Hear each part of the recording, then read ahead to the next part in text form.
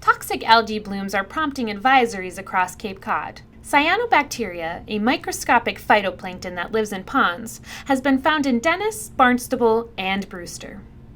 We met with Brian Horsley of the Association to Preserve Cape Cod, where he was testing the water to learn more. So what we're seeing is that with climate change, with our surface waters warming up, and with more nutrients entering the waters, we're seeing cyanobacteria grow more quickly and to higher densities, and that's when we have these harmful blooms occurring.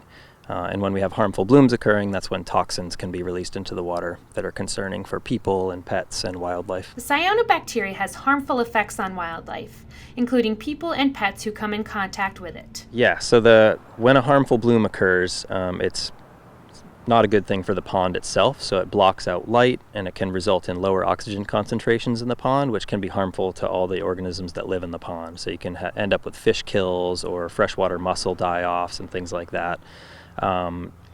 As far as pet and human exposure, the main concern is the toxins that the cyanobacteria release. Humans or pets could be exposed to those by just actually aerosols off of the surface of the water, direct skin contact with the water actually, and then the most concerning, of course, would be actually drinking or consuming the water. So the more serious health effects of cyanotoxin exposure could be liver failure, or there have actually been links to ALS and Alzheimer's disease with more long-term chronic type of exposure. Horsley says the Association to Preserve Cape Cod's Citizen Program encourages volunteers to gather samples. Yeah, so we actually learned about this program and are following a monitoring and sampling methodology that was developed by the Cyanobacteria Monitoring Collaborative.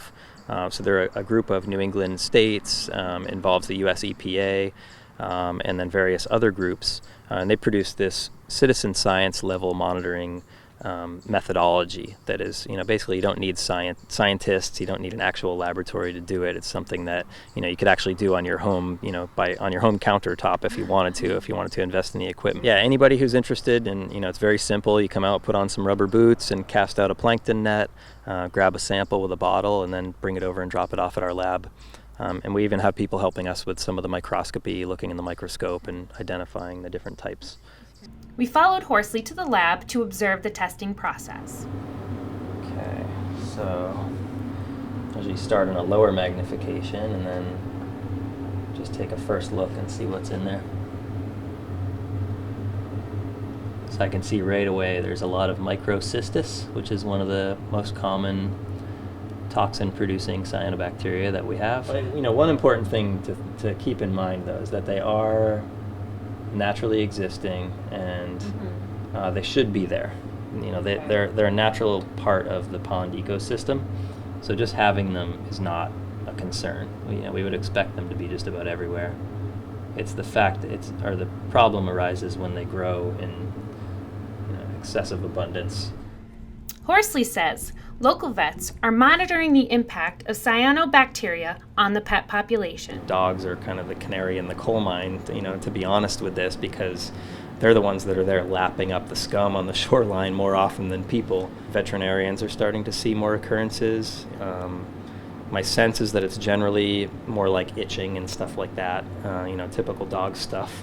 But certainly, I would imagine stomach issues and things like that. And then, of course, horrible but neurological issues, So, what can you do to prevent more algae blooms from occurring? Things like reducing fertilizer usage on your lawns, and thinking about our wastewater situation, so perhaps looking at alternative septics and composting toilets and different things like that, where we can, sort of keep the nutrients from getting in the environment.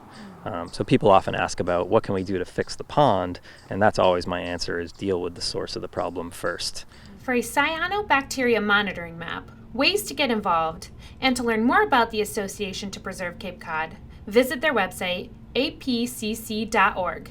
In Dennis, for Cape Media News, I'm Emily Tullock.